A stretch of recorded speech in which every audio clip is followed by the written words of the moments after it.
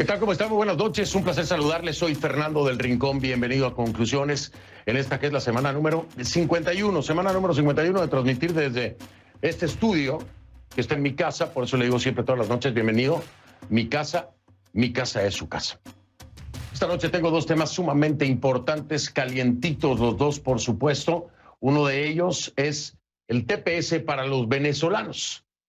Un TPS que se da en la administración Biden, que se da por decisión del presidente Joe Biden, no por el catire que los venezolanos le apostaban tanto, el catire es Donald Trump obviamente, que le apostaban tanto a que fuera él y que siempre se los dije, no les va a dar nunca el TPS, no se los va a dar porque entra en conflicto con su agenda migratoria. No me creyeron, hoy se los recuerdo, tenían la razón, ahí está y es Biden, no fue el catire. Y hay que decirlo porque es fácil hablar en las redes sociales sin tener conocimiento de causa.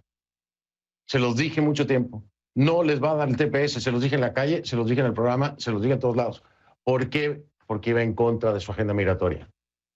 Ahora viene Biden, al que tanto criticaron, al que tanto le compraron cuentos de que es un socialista y que se iba prácticamente a aliar con Maduro. Tapón de boca, tapón de boca. El TPS para los venezolanos se los da Joe Biden. Y también vamos a hablar de algo que está pasando en el Paraguay. Hay una grave crisis para el gobierno del presidente Mario Abdo. Hay protestas, llevan 5 días y están pidiendo que se vaya. Comenzamos.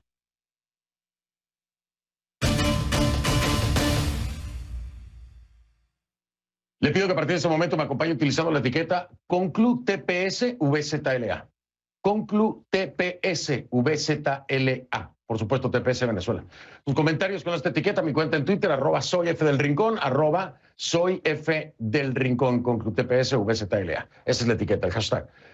La situación se complica aún más en la frontera sur de Estados Unidos. En medio de esta decisión, vamos a tenerlo claro, se complica, sí, la situación en la frontera sur de Estados Unidos.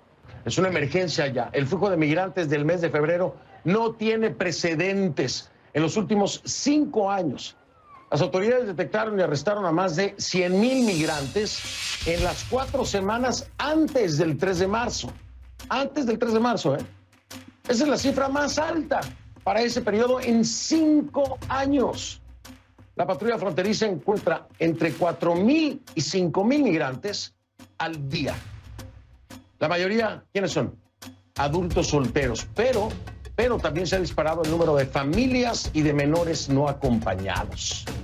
Más de 3,400 migrantes menores no acompañados estaban bajo custodia de las autoridades fronterizas el día de hoy, martes. Se lo repito, 3,400 migrantes menores no acompañados ya están en custodia. Este martes, con las autoridades fronterizas.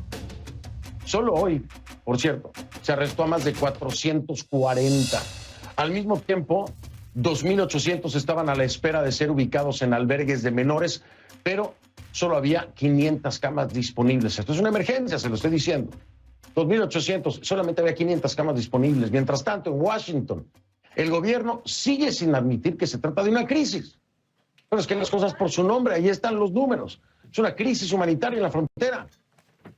La secretaria de prensa de la Casa Blanca, Jen Psaki, lo sigue calificando como un desafío. Y este martes se negó a confirmar esas cifras de inmigración a las que tuvimos acceso en CNN. Cifras que demuestran evidente y ampliamente que hay una crisis humanitaria en la frontera de Estados Unidos y México. Una visión muy diferente de esta realidad la tiene el gobernador de Texas, que es Greg Abbott, quien acusó al gobierno federal de crear una crisis con la política de fronteras abiertas, que en su opinión da luz verde a carteles peligrosos y otras actividades delictivas. Abbott cree que es abrumadora la cantidad de migrantes que está cruzando. Escúchela.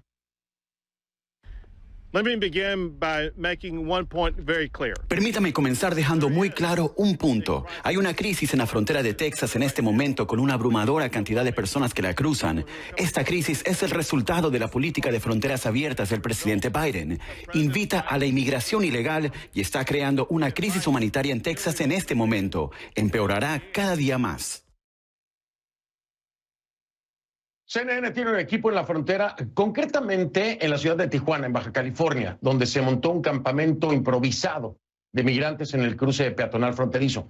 Ahí decenas de personas esperan poder ingresar a Estados Unidos. Vámonos en vivo con Gonzalo Alvarado, que está ya precisamente en Tijuana. Gonzalo, buenas noches. Adelante. Esto que sin duda alguna por las cifras es una emergencia humanitaria. ¿Cómo están las cosas allá en Tijuana? Fernando, ¿qué tal? Un gusto saludarte. Pues aquí déjame decirte que la situación en el cruce fronterizo Tijuana-San Diego es de verdad un poco preocupante y lamentable. Hace exactamente 2 semanas, cuando estuvimos aquí nosotros presentes, el 19 de febrero para ser exactos, cuando el presidente Biden le dio permiso a estos migrantes que habían solicitado asilo en Estados Unidos a través del programa de Protocolos de Protección al Migrante, o MPP por sus siglas en inglés. El escenario que se está viendo aquí a mi espalda, Fernando, que se conoce como el puerto fronterizo El Chaparral, un puerto fronterizo que conecta Tijuana a San Isidro por parte de California, estaba totalmente desalojado. Pero lo que estamos viendo ahora, Fernando, 2 semanas después, decenas y decenas de migrantes que han llegado aquí, han tomado este lugar con la esperanza también de que la administración del presidente Biden les dé permiso de poder ingresar a Estados Unidos a través de la petición de asilo. Hemos conversado con decenas y decenas de migrantes para pedirles si es precisamente a través del asilo como quieren ingresar a Estados Unidos o incluso a través del cruce ilegal. Muchos me dicen que quieren entrar por la puerta principal, es decir, a través del asilo. Muchos de ellos quieren pedir asilo político, dicen. Aquí vemos hombres, mujeres y niños que llevan ya aproximadamente 2 semanas postrados en este lugar, con casas de campaña provisionales, aguantando las inclemencias del tiempo. Muchos de ellos dicen también ya que están al brinco de cruzar ilegalmente a Estados Unidos. Si te parece, vamos a escuchar a continuación algunos de los testimonios que hemos podido recabar aquí, precisamente en la plaza del Chaparral. Escuchemos. Ya no aguantamos, la verdad. ¿Qué ha sido lo peor que se le ha cruzado por la mente en hacer? No, pues la verdad no sabemos ni qué hacer, porque pues para cruzarnos para allá no podemos, porque pues nosotros nosotros deseamos es entrar legalmente y pues no quedemos así manchados, porque pues no queremos eso. Queremos que nos arreglen nuestros papeles, poder arreglar papeles para pues un futuro para nuestros hijos. Con lágrimas en sus ojos, así es como Neri Alexander Chávez, de 39 años, originario de Honduras, cuenta que decidió acampar en el Chaparral de Tijuana, Baja California, a un costado del cruce fronterizo con su esposa e hijo de 6 meses, esperando poder solicitar asilo en Estados Unidos, dice, luego de haber huido de su tierra natal a raíz de la delincuencia. Al igual que él, decenas de familias optaron por establecerse en este cruce peatonal fronterizo. Maritza Cruz, de 50 años, y Scarlett Ramos, de 28, ambas originarias de Honduras, cuentan que llegaron a Tijuana hace aproximadamente 1 año y medio, también con la ilusión de solicitar asilo en Estados Unidos. Cuentan que el tiempo que llevan acampando en este lugar ha sido precario. ¿Cuánto tiempo lleva acampando aquí en el Chaparral? Llevamos 3 semanas. Sí. ¿Y cómo han sido esas 3 semanas acá? ¿Ha habido alguien que venga y les dé información referente a su asilo? ¿Qué ha pasado? No, pues no nos han dicho nada. Vimos de espera, esperando que nos den o por ejemplo, una esperanza para poder entrar a Estados Unidos, porque es bien difícil estar aquí. A veces hemos estado con lluvia, los niños se los han enfermado y queremos que los den la oportunidad para poder entrar pronto. ¿Ha llegado la desesperación? Sí, cuando se enferman los niños se desespera uno. Pues de irme a tirar, que me agarre migración. Yo traigo 4 niños pequeños. Estos migrantes cuentan que los hombres, mujeres y niños que se encuentran en este lugar han podido salir adelante gracias a la ayuda que llega a este lugar por parte de algunos buenos samaritanos que cruzan la frontera del lado de Estados Unidos para traerles comida. Nunca esperé venir a poner a mi familia de esta manera.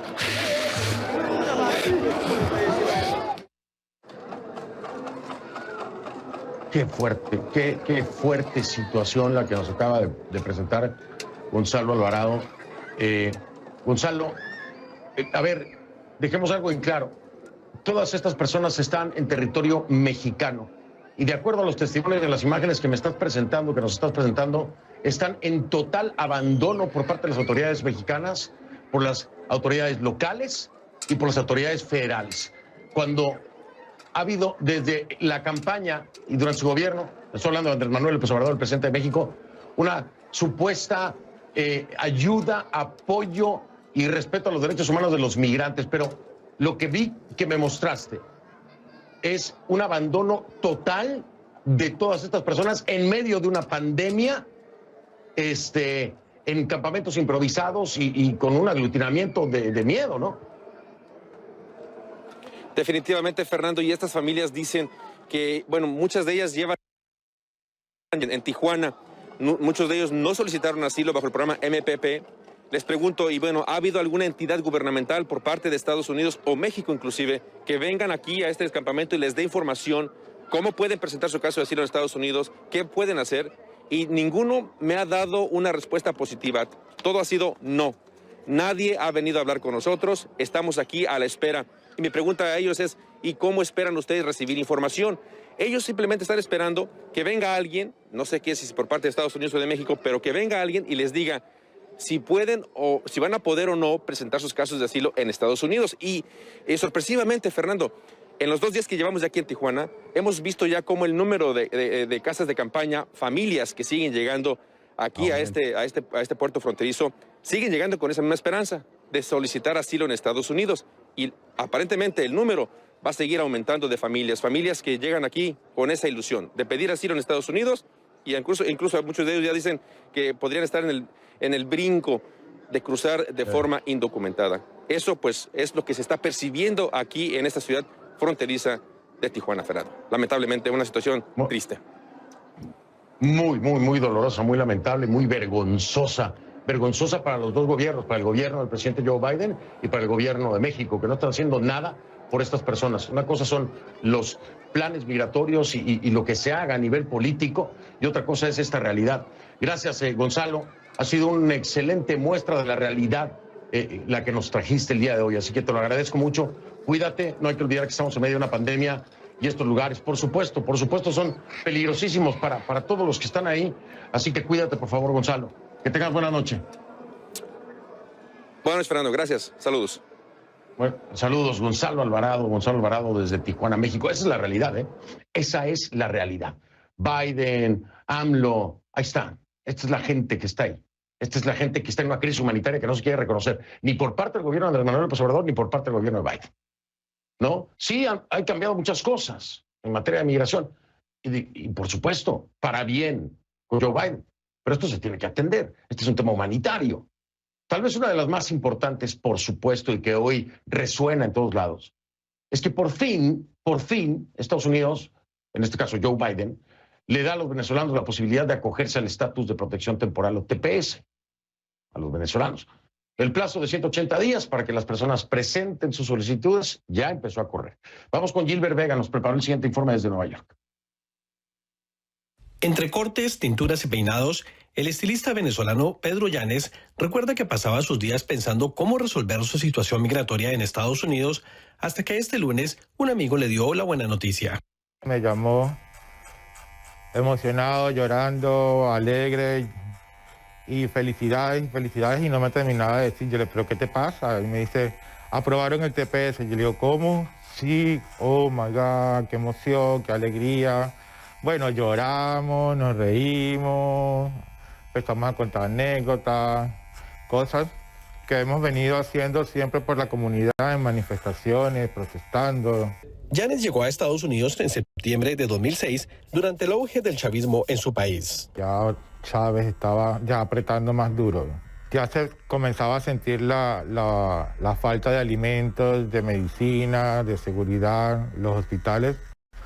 Y yo viví algo muy fuerte, que era la enfermedad de mi mamá. A pesar que trabajaba en un hospital, no tenían los recursos y todo lo teníamos que comprar.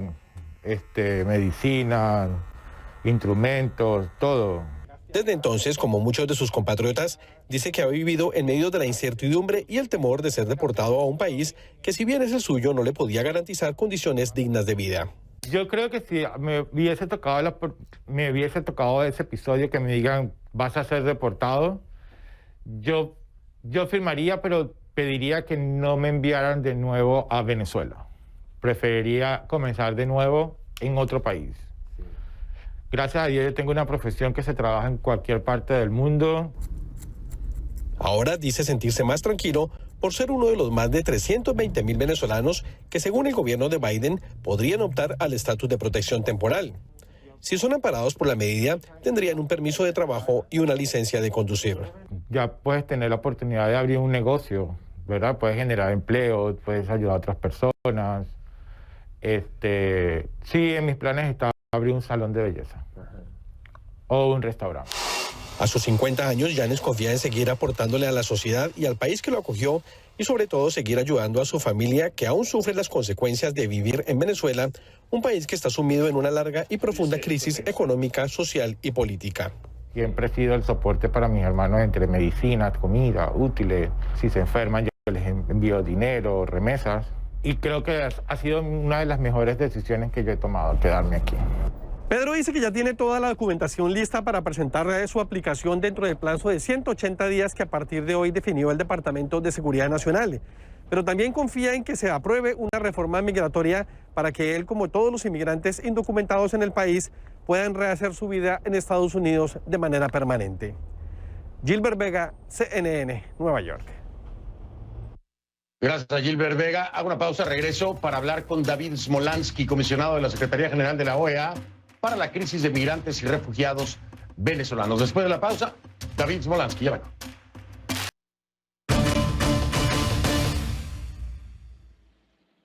Le doy la bienvenida a David Smolansky, comisionado de la Secretaría General de la OEA para la crisis de migrantes y refugiados venezolanos. David, ¿cómo estás? Buenas noches, bienvenido. Buenas noches, Fernando. Muchísimas gracias por la invitación y saludo a tu audiencia. No, gracias a ti, como siempre, por aceptar las invitaciones que te hago. Oye, estarán brincando en un pie de felicidad todos los venezolanos que están aquí en los Estados Unidos, sobre todo tú también con este cargo tan importante, de tanta responsabilidad, que es el de la crisis de migrantes y refugiados venezolanos. Esto les cambia completamente el panorama, David, pero bien por Biden, bien por esta administración, pero vamos a darle su crédito primero a Colombia, ¿no te parece, David? Poco a poco, Fernando, se está dando las bases para crear un consenso en la región de cómo atender la crisis de migrantes y refugiados venezolanos, que ha sido un poco la propuesta que hemos llevado desde la oficina que coordino en la OEA, que empezó en el año 2018. Colombia anunció ese estatus temporal de protección que beneficiará a 1.700.000 venezolanos y lo más impactante es que es por 10 años. Así que, pues, no solamente se beneficiarán los venezolanos que están en Colombia, sino ustedes van a ver en unos años cómo también ese país se va a beneficiar de tantos venezolanos que trabajan, que emprenden, que estudian y que impactarán en el crecimiento económico de Colombia. Y ahora Estados Unidos, que con el TPS ya a partir de hoy iniciaron, se pueden iniciar los trámites por los próximos 180 días para obtenerlo. Técnicamente más de 300.000 venezolanos se podrían beneficiar en Estados Unidos de esta medida. A quienes se les apruebe el TPS durará por 18 meses con posibilidad de aprobarse, y sobre todo muchos jóvenes que cuando terminan sus estudios en Estados Unidos entran en lo que se llama el OPT de un año que están trabajando, pues se van a ver beneficiados, y evidentemente muchas otras personas, Fernando, que han sido perseguidas, amenazadas por la dictadura y que han encontrado un hogar en los Estados Unidos. Creo que es la mejor forma de reconocer que en Venezuela hay un Estado criminal, que en Venezuela las personas que se han ido no pueden volver, porque si vuelven su vida corre peligro, y también es la forma, pues, de darle una oportunidad a estas personas desterradas para que trabajen, para que estudien, y los países receptores se van a beneficiar de esta medida. Oye, pero qué ironía, ¿no, David? Digo, es una ironía. Maravilloso, me parece, lo que está pasando, pero qué ironía, ¿no?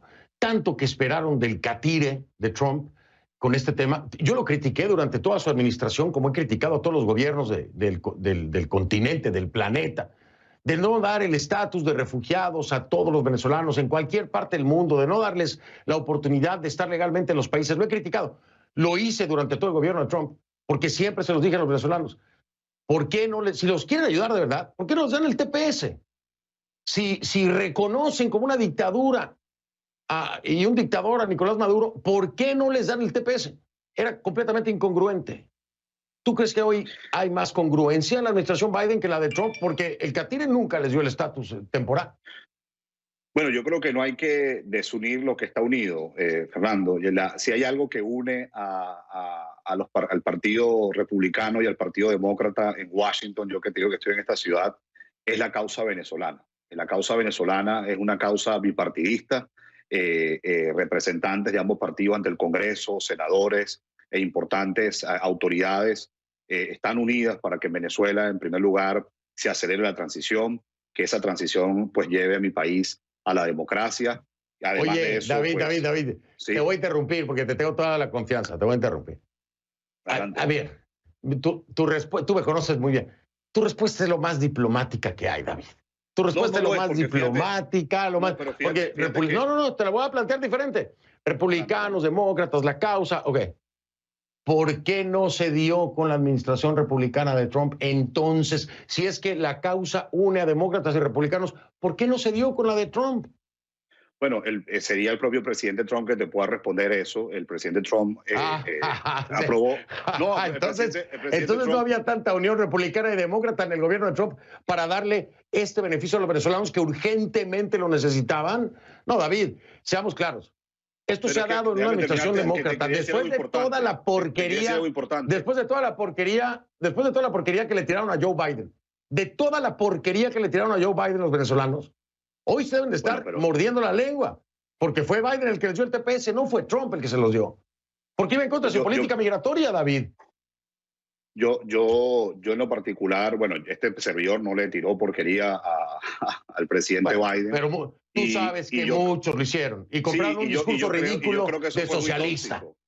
Pero yo creo que eso fue muy tóxico. Yo creo que eso fue muy tóxico. Eso es un perfecto ejemplo cuando la política se está implementando bien y a veces hay acciones que dividen esa política, porque lo que sí es una realidad, y se vio hace un año cuando el presidente Guaidó estuvo en el Congreso, en el State of the Union, es que todo el Congreso, demócratas y republicanos, se pararon a aplaudir al presidente Juan Guaidó. La administración de Trump ciertamente no aprobó el TPS, aprueba el DED en el último día, pero, por ejemplo, hizo algo sin precedentes, que ha pasado muy por debajo de la mesa, que es que aceptó los pasaportes vencidos de venezolanos en Estados Unidos. Eso no tiene precedente. Entonces, venezolanos que tuviesen un pasaporte vencido en este país, obviamente teniendo su visa, podían permanecer de manera regular e incluso podían entrar a los Estados Unidos. Entonces, yo creo que poco a poco se ha ido tendiendo,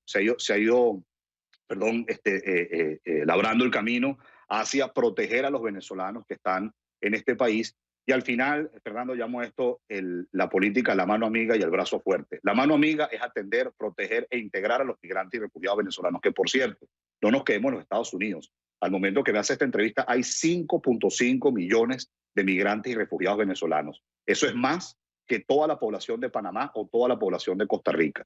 Entonces, hay que seguir atendiendo a estas personas, donde el 85% están en países de América Latina y el Caribe que tienen sus propias limitaciones. Pero la política, el brazo fuerte, Fernando, es que no nos podemos olvidar de la causa.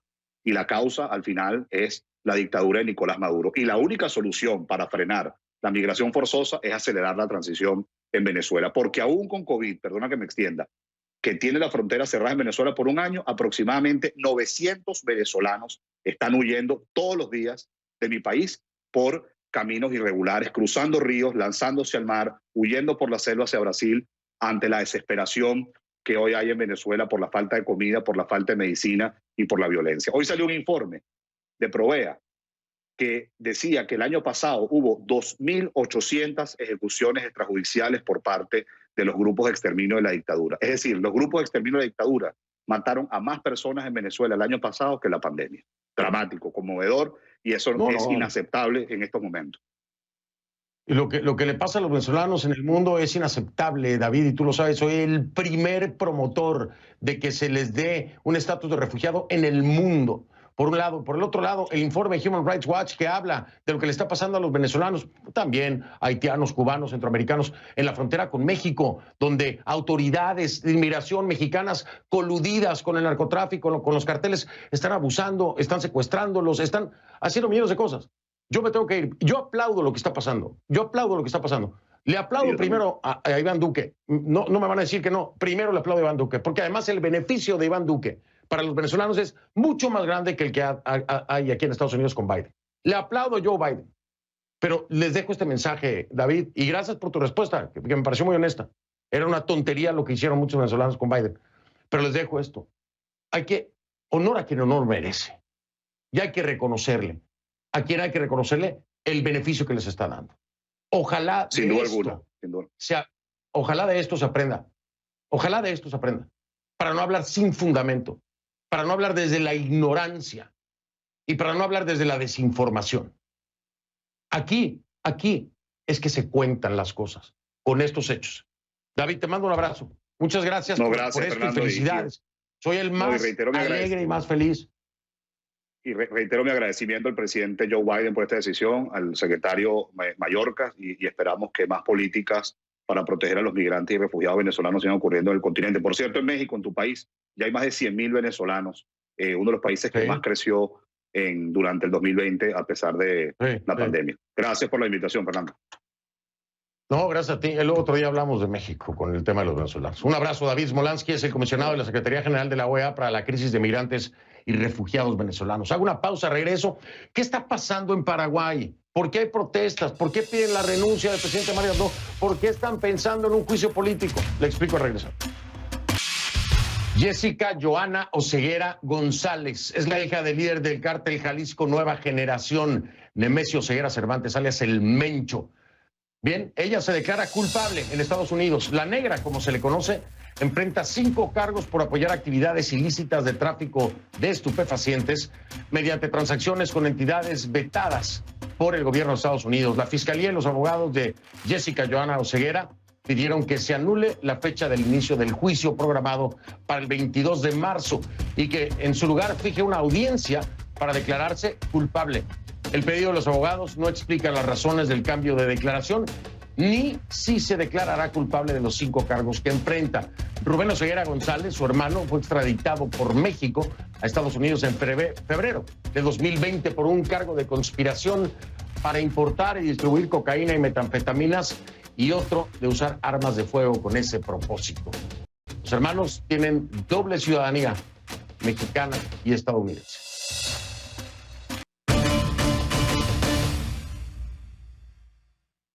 Para esta parte del programa le pido que me acompañe utilizando la etiqueta numeral Conclu Protestas PY de Paraguay, por supuesto.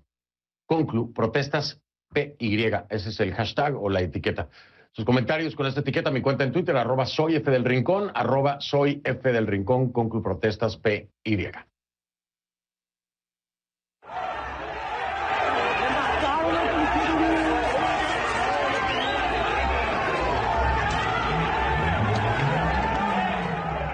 Paraguay está en crisis, sí, en crisis. Desde hace varios días grupos de manifestantes se han lanzado a la calle para exigir la renuncia del presidente Mario Abdo Benítez y del vicepresidente Hugo Velázquez, con consignas de Marito es el virus, elecciones ya y renuncia.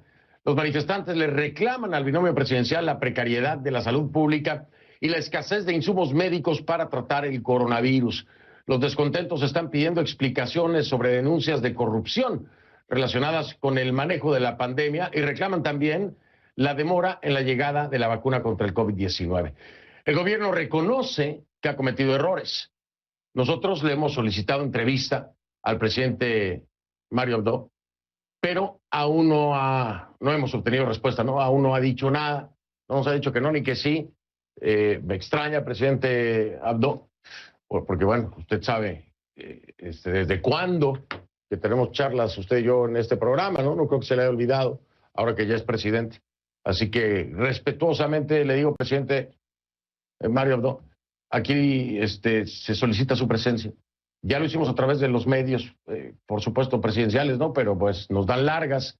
Ojalá esté viendo el programa, presidente Mario Abdo Benítez, y pueda estar conmigo esta semana, ¿no? Es importantísimo hablar de esto que está pasando en su país, sobre todo en este momento, ¿no?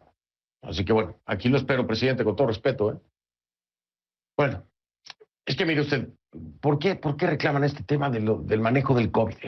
A ver, Paraguay con 7 millones de habitantes y 3.360 muertes por coronavirus, según el Ministerio de Salud, solo ha recibido hasta la fecha unas 4.000 dosis de la vacuna rusa Sputnik. Solo 4.000 dosis y otras 20.000 dosis donadas por Chile. Todas esas destinadas obviamente ¿a quién? Pues al personal médico, necesariamente. La vacunación generalizada todavía no comienza. El presidente Mario Abdo ha dicho que entiende el malestar de la gente. Ha dicho también que defiende el derecho a la protesta, pero ha pedido que el reclamo sea pacífico. ¿Qué promete además? Prometió e hizo. ¿Qué? Cambios en su gabinete. Esto en un intento de remediar la situación. Esto fue lo que dijo el presidente, escúchelo. Para rectificar el rumbo, prestando atención a todas las críticas. Como presidente, mi rol es servir a nuestro pueblo. Soy consciente de que la gente espera cambios y voy a hacerlos. Por eso, informé a todo el gabinete de que dispondré de sus cargos y en las próximas horas serán publicados los decretos de las nuevas designaciones. Voy a nombrar a nuevas autoridades en aras de la pacificación al frente de carteras como salud, educación, mujer, gabinete civil. Y esta semana seguiremos evaluando otros cambios. Y sí, ya se confirmaron las primeras bajas. Este lunes el vocero del Poder Ejecutivo, Juan Manuel Brunetti, anunció que el presidente designó por decreto a Julio Borda como nuevo ministro de Salud, tras la renuncia, porque renunció el pasado ministro de Salud, que era Julio Mazzoleni. El mandatario también nombró a Celina Esther Lescano como ministra de la Mujer y a Juan Brunetti como cabeza del Ministerio de Educación y Ciencias.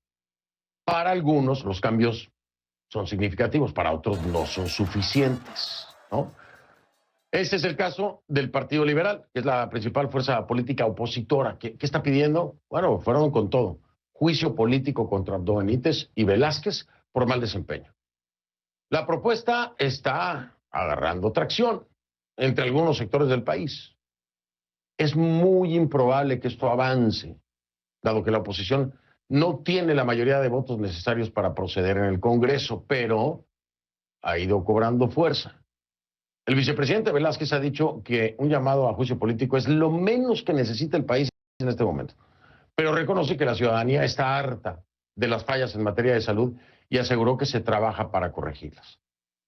Ahora, el expresidente, esta pieza es clave, ¿eh? El expresidente Horacio Cartes, miembro del oficialista Partido Colorado, también rechazó la propuesta de juicio político. ¿Por qué es tan importante? Bueno, por la fuerza que pudiera haber tenido un apoyo a la propuesta de juicio político. Pero Horacio Cartes, el expresidente, dijo no apoyo eso. El pronunciamiento del exmandatario pues tuvo consecuencias. Las protestas que antes se concentraban frente a la Casa de Gobierno se desplazaron este domingo también hasta la casa del expresidente, donde se registraron enfrentamientos entre manifestantes y policías.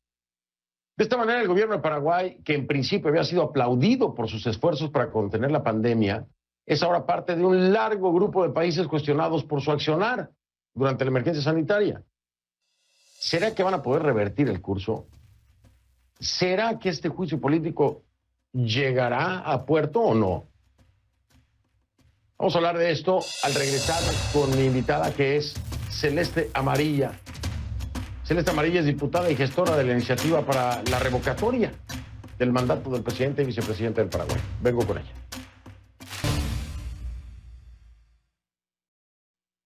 Le doy la bienvenida a Celeste Amarilla, diputada y gestora de la iniciativa para la revocatoria del mandato del presidente y vicepresidente de Paraguay. Diputada, buenas noches, bienvenida. Buenas noches, Fernando, y buenas noches para toda la audiencia de Conclusiones. Gracias por aceptar esta entrevista. Diputada, a todas luces pareciera que esta iniciativa, ¿no?, de revocatoria de mandato, de juicio político, no va a alcanzar a tener la fuerza en el legislativo para poder salir adelante. ¿Por qué seguir empujando algo así en este momento? Porque es lo que hay que hacer. Hay veces en la historia que las personas tenemos que hacer lo que hay que hacer. Es casi un imperativo ético hoy hacer este pedido de juicio político. Y no importa que perdamos. Las victorias son pírricas a veces. Hemos perdido peores cosas en Paraguay, pero hay que hacer. Hoy le estamos escuchando al pueblo la gente joven sobre todo se está manifestando hace 5 días. 5 días pidiendo la renuncia o destitución del presidente y del vicepresidente. ¿A quién tenemos que escuchar? Tenemos que escuchar al pueblo. Si perdemos, no importa, pero es lo que hoy tenemos que hacer.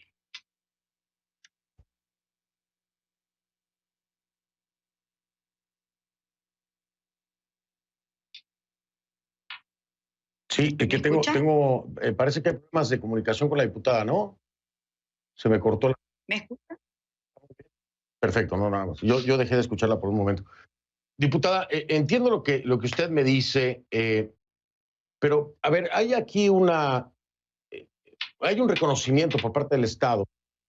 Ojo, no quiero decir que esta sea la solución, pero hay un reconocimiento por parte del Estado al clamor y la inconformidad por el manejo del tema de la pandemia, el tema de las vacunas, por supuesto. Hay un intento de enmienda que también me parece muy tibio, es cierto, en el tema del cambio de gabinete o de reciclar a algunos de los ministros en otros cargos. Es decir, no hay otro camino en este momento que pueda evitar un mayor caos que el que ya hay en el Paraguay. Necesariamente hay que pensar en empujar por un juicio político, en seguir alimentando el reclamo, en lugar de encontrar una solución pronta, que es lo que ahora mismo necesitan los paraguayos y las paraguayas, que se solucione el tema, que lleguen las vacunas y que salgan de esta encrucijada. Bueno, las vacunas van a llegar con este presidente o sin este presidente. No hay otro camino. Estamos a 2 años y medio de ineptitud, de negligencia, de incapacidad.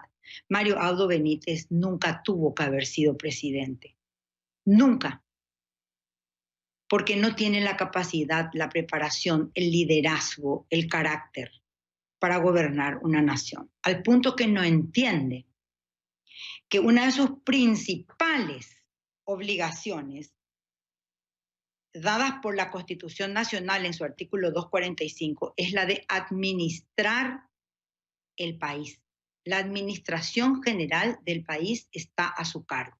Es decir, que el cambio de funcionarios o ministros no le eximen a él, no le exoneran a él de esa responsabilidad. Acá hemos tenido un año de pandemia llena de muestras de inutilidad. La pandemia fue generosa con nosotros. Nosotros estamos con un 0,04% de la población de fallecidos, que es poco. Estamos con el 2,2% de la población contagiada. Y no podemos manejar esta pandemia. El precario sistema de salud que ya teníamos se mejoró en un 80 o 100% y aún así no hemos podido manejar el ataque del COVID a Paraguay, que fue un ataque débil. ¿Y por qué no hemos podido manejar? Por inútiles, por imprudentes, por negligentes, por ineptos y por corruptos. Eso es el gobierno de Mario Abdo Benítez. Corrupto, negligente, inepto e inútil. Y la aguantamos 2 años. Y los 3.360 muertos son su responsabilidad. Porque no han muerto por COVID, han muerto porque no había insumos, han muerto porque no había camas, han muerto porque no había medicamentos, han muerto porque no había especialistas en manejar respiradores. Todo esto es su responsabilidad. El planteamiento me parece muy difícil de determinar en que sea solamente la responsabilidad del gobierno. Sí, por supuesto, debe haber mucha parte de la misma, pero en todos los países ha sido catastrófico, el número de muertos ha sido espantoso. El ejemplo más claro es Estados Unidos, ¿no? Un país que no debería tener las cifras que tiene. Brasil es otro país que también está fatal. Es decir, países con mayor capacidad tal vez que el propio Paraguay. Así que determinarlo desde ese frente me parece muy difícil. Ahora, me queda muy poco tiempo. Pero me queda un minuto, diputada María. Puntualmente, demostrar la negligencia y la corrupción con responsabilidad directa a Mario Abdo. ¿Tienen la forma de hacerlo ustedes? Sí tenemos la forma de hacerlo. A esta altura de la noche tenemos 21 causales de juicio político.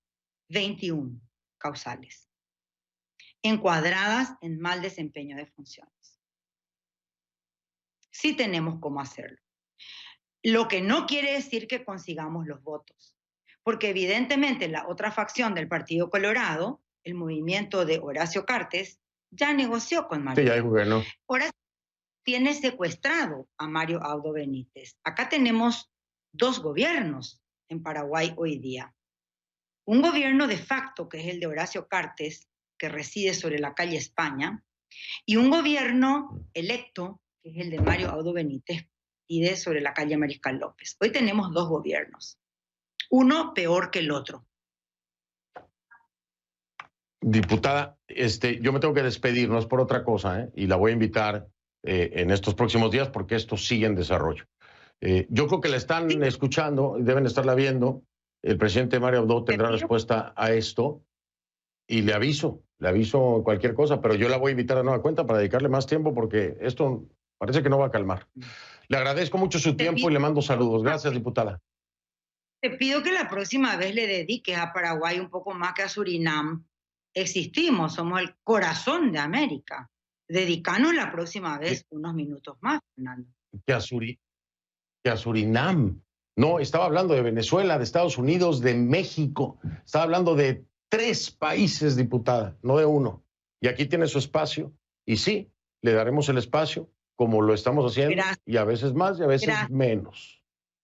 Pero Paraguay tiene diseminados en América Latina, en Hispanoamérica y en Estados Unidos tiene diseminados Todos los paraguayos. países son importantes y lo haremos. Todos los países son importantes y lo haremos. No se preocupe. Le mando un abrazo. Gracias, diputada. Pero somos los más olvidados. De todos modos, 1000 gracias, Fernando, y a la orden siempre. No de mi parte. Tan es así que aquí está y estamos hablando de esto. Gracias, buenas noches. Hago una pausa y regreso. F del Rincón, esa es la cuenta en Instagram. F del Rincón en Instagram, ahí los veo. Soy Fernando del Rincón, buenas noches, lo veo mañana.